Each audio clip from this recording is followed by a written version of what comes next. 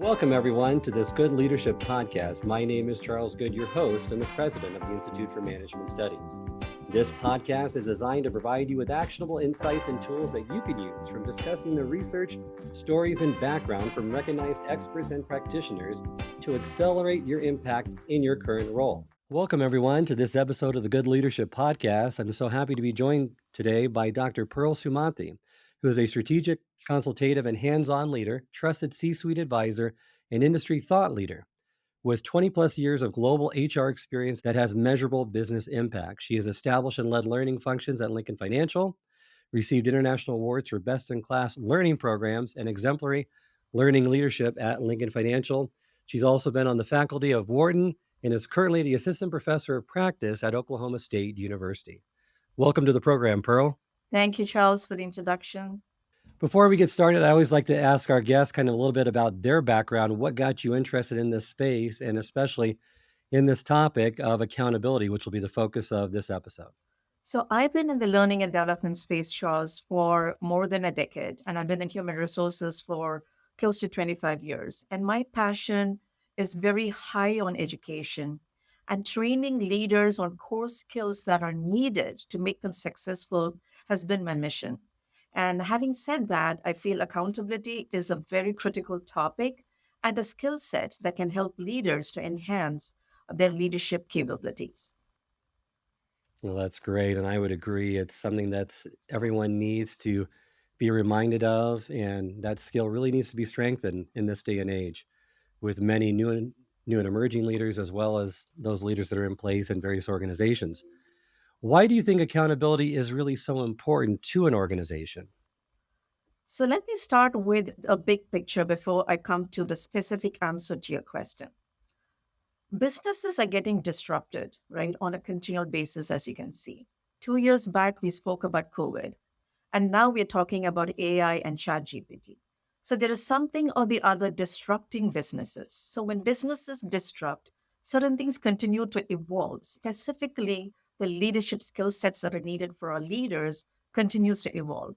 And accountability, as I have seen, continues to gain prime importance regardless of what disruption is happening.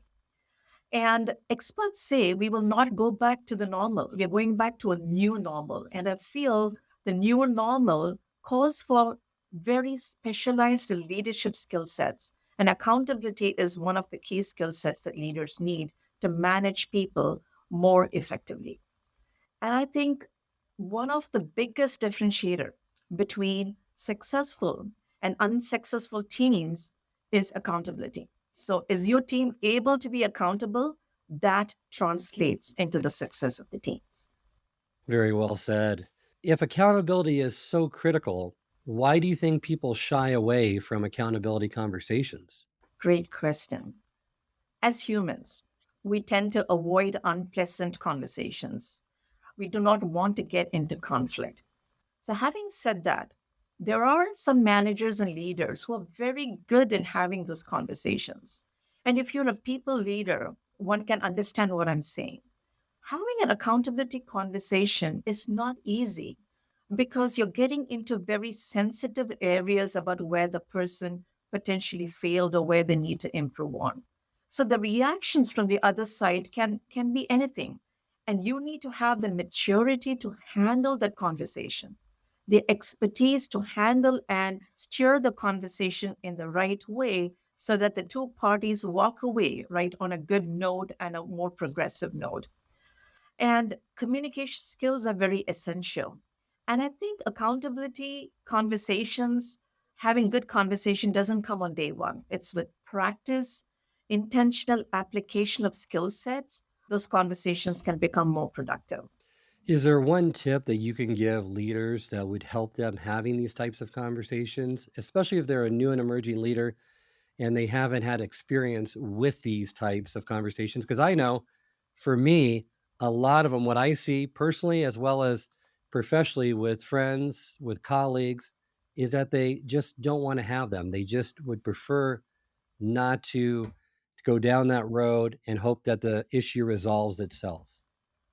I think gaining some expertise, right, on how other seasoned leaders are having these conversations can help. It could be reading great books on accountability or attending a course that can help you build those skills are essential. And I think when you are really beginning to practice this, expecting teams to be accountable is one side of the story. But before that expectation sets in, you need to role model accountability. You need to know as an individual, whether you're a new leader or a seasoned leader, how do I exhibit accountability as an individual? And that's important. And one of my favorite quotes is from Gandhi, who said, "Be the change you wish to see in the world." So you need to bring that change and that behavior in you. And when you start doing that as a leader, what happens is that you begin to build peer accountability within your team. The second thing that I would challenge the audience is to think about, can you give yourself the permission to be vulnerable? And you may wonder why we're talking about the vulnerability when you're talking about accountability. And I will come to that point in a bit. Being vulnerable doesn't mean, right, you're trying to say that I'm a failure, all right, or I've got some weakness. Being vulnerable is that you're boldly proclaiming the real person that you are. And when you show your vulnerability, I think teams start to respect you as a leader. And also, you are encouraging your teams to be vulnerable. And I'm a strong believer in this. And because I have not, as a leader, practiced vulnerability in my career, I always thought as a leader, I'm supposed to be, a person who knows everything. I should not show that I'm agitated. But with experience, I have learned that showing that you're human is okay, right? Bringing that humanness into leadership is very critical. We're talking so much about empathy. And that empathy comes, right, as a result of bringing the human in you into the relationship and giving your team permission, right, to even exhibit their failures and their shortcomings can just help the person to build more ownership into the tasks that they are doing. Well, I agree. And what I heard you saying is that really accountability starts with a leader before they can expect their team to be accountable. And really, you have to foster that trust and psychological safety before you really have these conversations so that they have the impact that you're hoping for. Otherwise, you're not building it on a solid foundation. Absolutely. I think you used a great term, psychological safety. Absolutely. So, how can leaders begin to hold their teams accountable? Or maybe we could go by just what's one thing that leaders could do to build more personal accountability? And then maybe you could expand upon how they can begin to hold their teams accountable as well. And it's a two-way process, as you said, right? It comes from the leader and then it comes from the teams that they are managing. And I think the first thing that I'm a big fan of is build that big picture, right? Help your employees understand the bigger purpose for which they're working towards.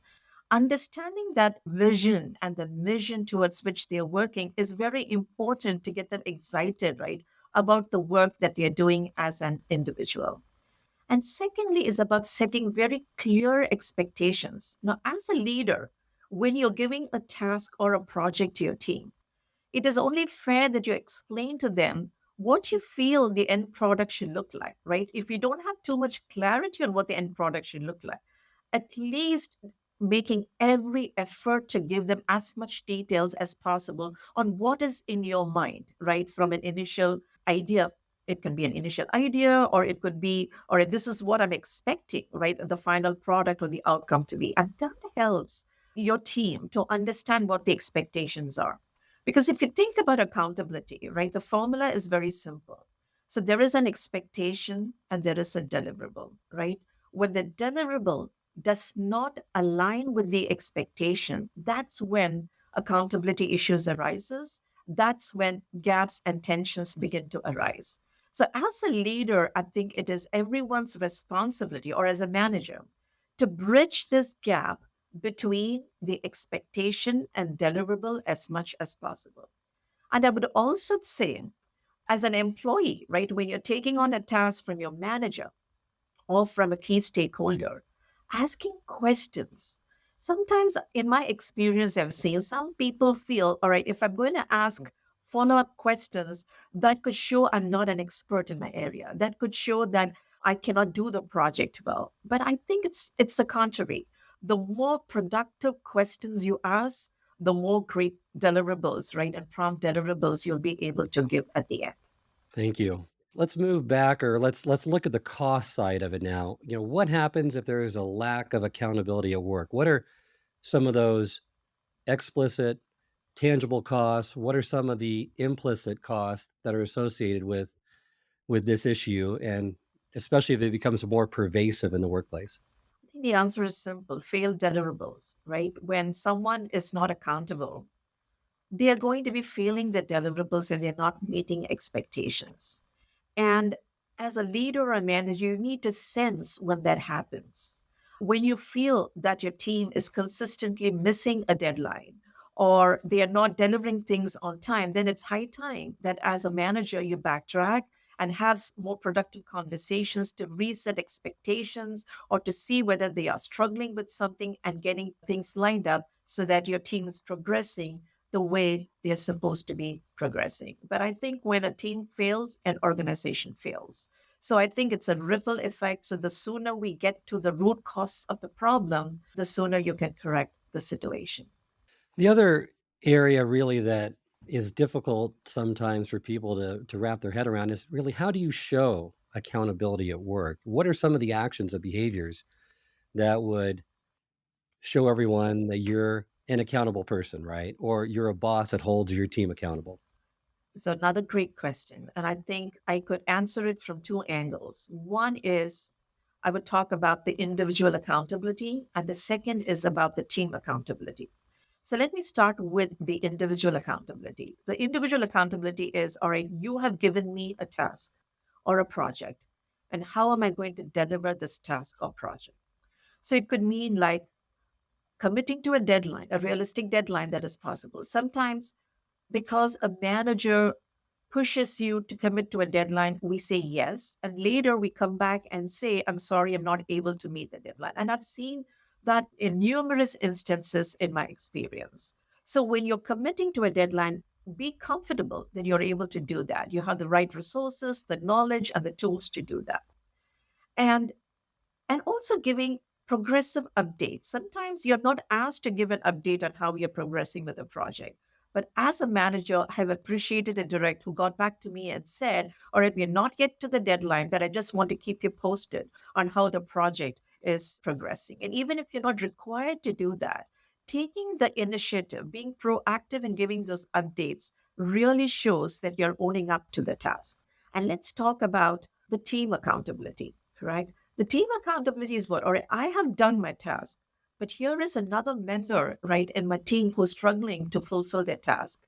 Could I just give a lending hand? They have a sick child and they're not able to really do the project in a timely manner.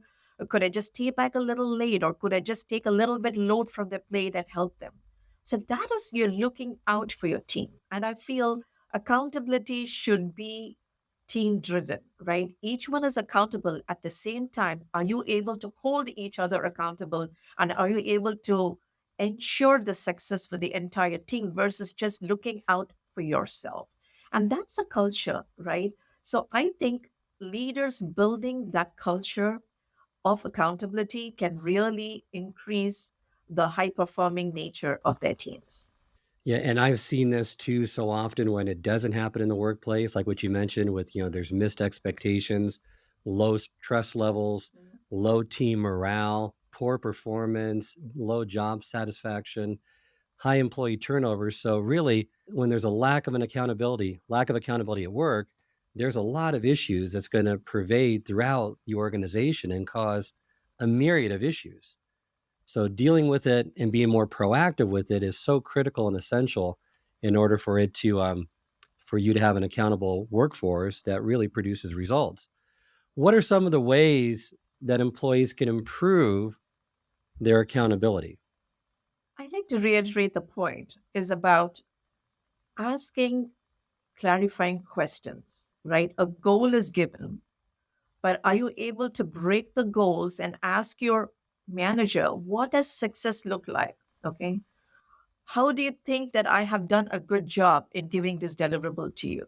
Using your one on ones to discuss on how you're progressing with your goals can make accountability a year-long driven process versus, okay, let me sit and during performance review and tell you where you failed me and where you lost your accountability. I think that's not fair to the employee, right? When these conversations are had at the end of the year as part of the annual performance review cycle, kind of having these ongoing conversations and using your one-on-ones more productively, right, to stay on the goal, to have the conversations to ensure that they're progressing the way they are doing is the utmost responsibility of the leader as well as an employee. It's your responsibility to have those proactive conversations with your manager.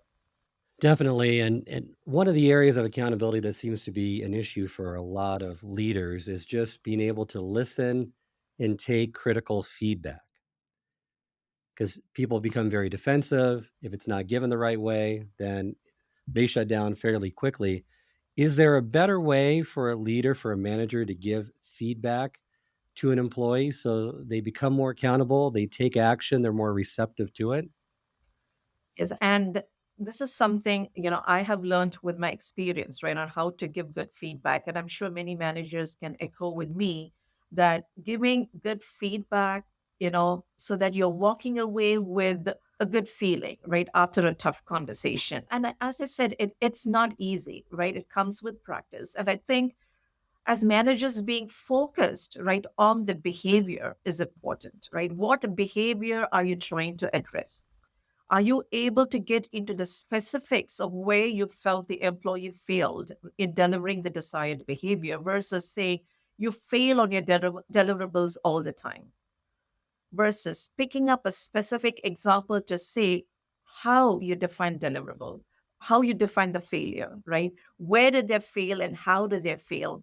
And how did your team get affected or your deliverables as a manager gets affected as a result of them failing that deliverable? Kind of going into those specifics and just being focused on their behavior versus getting very subjective, right, in commenting is important. There are tools that can help managers to do that, and generally courses on accountability discuss those tools so that you're able to put them into action.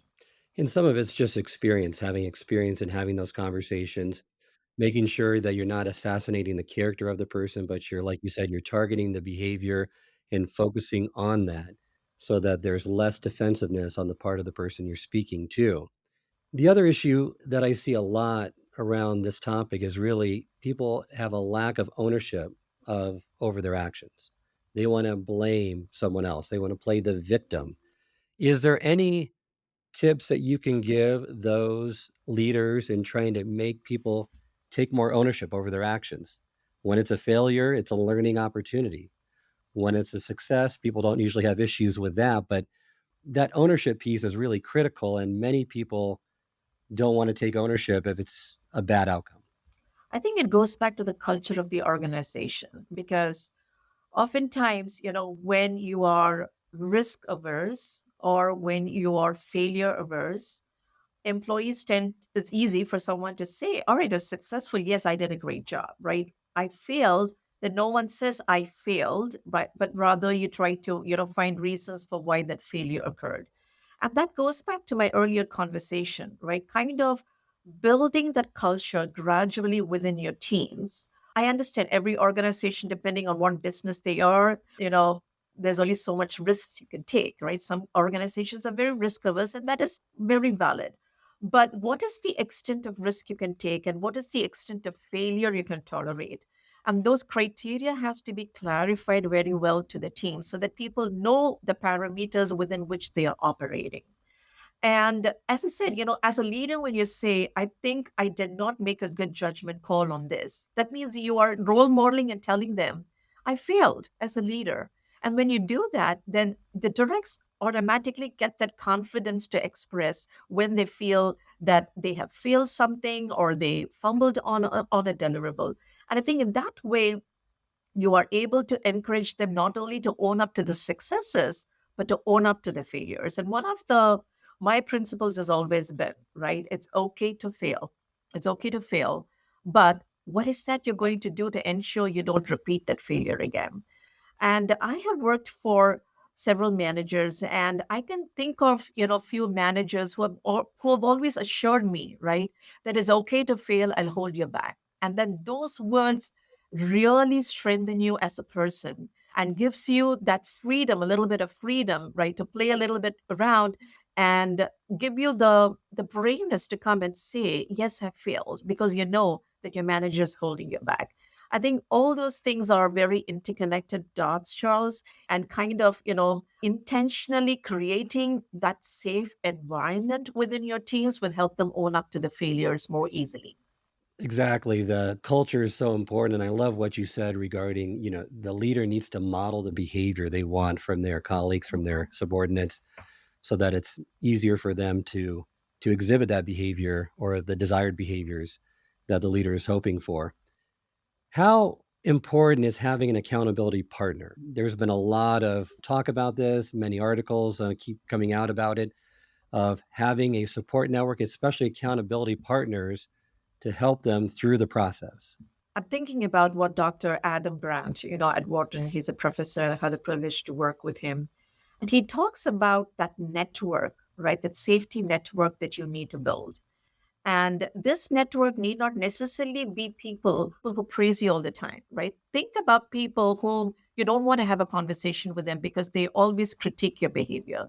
And having a mixture of those type of people is important because they can point to your mistakes more easily, right, than someone who's very close to you. For example, your spouse, right, can give you very blatant feedback about who you are versus another peer, right, who can hesitate to give you feedback. So, kind of having a blend of that network is important to keep you grounded and to make you a little more clearer on how you are as a leader from an accountability perspective. So getting feedback from those type of network can really help build you as a leader from an accountability perspective, but also as employees, working in a team, having those trusted partners, right, where you can just have this conversation, right? I feel I failed on this deliverable. Do you see reasons why I could have not done this on time?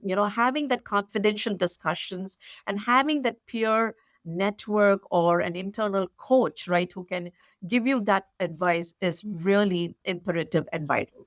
That's great information. With accountability, perhaps more than some other soft skill development topics for leaders, they have a lot of different principles, techniques. They have the 6 steps, the 3 habits. I mean, everyone has their own take on it. The one that I've heard a lot is the 5 W's of accountability, because it's difficult to be accountable if you aren't clear on what we talked about earlier, your expectations. So those 5 W's provide clarity around your priorities of the who, what, where, when, why, and how. Are there other tips that you can give just to help an individual if they really want to get clear on what their expectations are, what they're being held accountable for, that they can kind of use as a reference when they're talking to the leader, to the boss, to say, I'm still not clear on this, but it seems not to be connecting with the boss. So is there a framework or a structure that, besides, or maybe it's the 5 W's, that's an effective one to get clarity on those expectations? I would go back, to the goal clarity. One, how is success going to be measured when I complete doing this? And leaders, they also have to add a third step is how am I going to celebrate your success? So showing the end result from the beginning to the person helps them get on track. And I think it begins with setting expectations and goal. If your manager is not giving you enough information, then take the time to ask good questions, take the time to have multiple conversations, or go and meet other stakeholders who have worked with the person so that they understand their style of working and their levels of working. And then you should, as an individual, you should know, right? When I complete the task, what is a yardstick? How are you going to measure whether I was successful or a failure in the task? And then celebrating success is something many people don't take the time, especially your execution focus. You tend to go on to the next task. But if you're a leader, right, trying to have this set framework within your team, all right, this is how we go about doing a task, but this is how we go about celebrating our victories and wins, then what happens is that, you almost know, all right, this is the motion or the iteration we will go through, and the person knows from beginning to end, this is what to expect, right? As you're working towards the deliverable and completing it. That's good information because, it's creating those SMART goals. I know everyone's heard of SMART goals, but getting that clarity around those, as well as those expectations, you're right, making sure those are crystal clear for the individual. The other thing that I've heard from other leaders is accountability is really also the act of being able to say no to certain things. Would you agree with that? Because a lot of people, especially when they come into leadership ranks, they want to say yes to everything. They want everyone to see their value. They want to take on as much as possible to showcase their skills and expertise. Yes, I would say yes and no to that. Yes, you as a leader, you should know when to say no. But at the same time, right, if you are trying to build innovation, right, within your team, sometimes a premature no can also stifle, right, the ability for your teams to innovate on something. Oftentimes we say no to things we feel are impossible, right? So sometimes as a leader, you should know, right, when to put your guardrails, but when to take out certain things you feel you're not sure of. Oftentimes we say no to things we feel, oh, I have no idea how I'm going to get to it. So I'm going to say no to it, right? So before you say no, it's okay to say no, but before you say no, think about, right, the opportunities you might refuse, right, to try. Had you tried, probably, you could have allowed your team to be a little more innovative and creative in what they do. Probably you can come up with a product or a service, right, that could evolve your organization. So kind of sometimes our no's often comes with constraints, but seeing constraints as opportunities for innovation can also help you in the process. And getting back to kind of what you said prior to that regarding celebrations, it's so important to celebrate when they're exhibiting the right behaviors to encourage that and foster that moving forward. But I see a lot of times organizations and leaders try to take accountability from zero. I mean, they come into an organization maybe where there's some accountability issues and they want to institute a very strict policy regarding it or try to encourage it at a very rapid pace. Are you an advocate of a little accountability can go a long way to build it gradually over time, or do you think it should be done on a more rapid pace if they're finding some of these issues that are pervasive throughout their organization? So, as I said, it's a culture you're building, and a culture cannot be done aggressively. A culture builds on very gradually, and you need to take small steps. And as a leader, right, there are some big moments you want to celebrate, and yes, you want to be aggressive on certain things. But we should not also forget that there are some small moments, right, that you need to stop and celebrate. And today I was watching an interview, by one of a top CEO of a pharmaceutical company, and he said, yes, leadership is about big moments, but leadership is also about some small moments you're spending within your team. So kind of, taking some baby steps when you have to, and then gradually building and accelerating, right, the process of accountability works.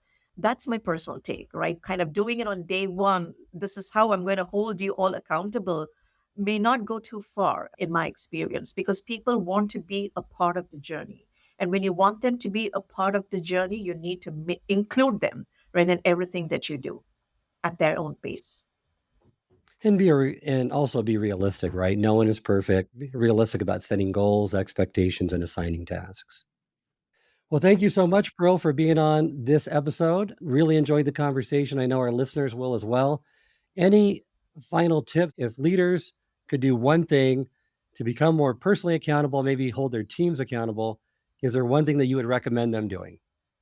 I would say it starts with you as a leader. So, what can you do as a leader to show that you're accountable? And then the energy spreads after that. So, Pearl, before we end this episode, remind our listeners how they can get in contact with you. Yes, I'm on LinkedIn as Pearl Sumathi, and be free to approach me if you have any other questions. If you enjoyed this episode, I encourage you to share with others and post about it on social media. You can also go to our YouTube channel, which has video recordings of all the episodes of this podcast, along with bite-sized segments called single servings that are designed to answer your most pressing leadership and management questions. Remember, until next time, it's not what you know that counts, but what you do consistently that makes a difference.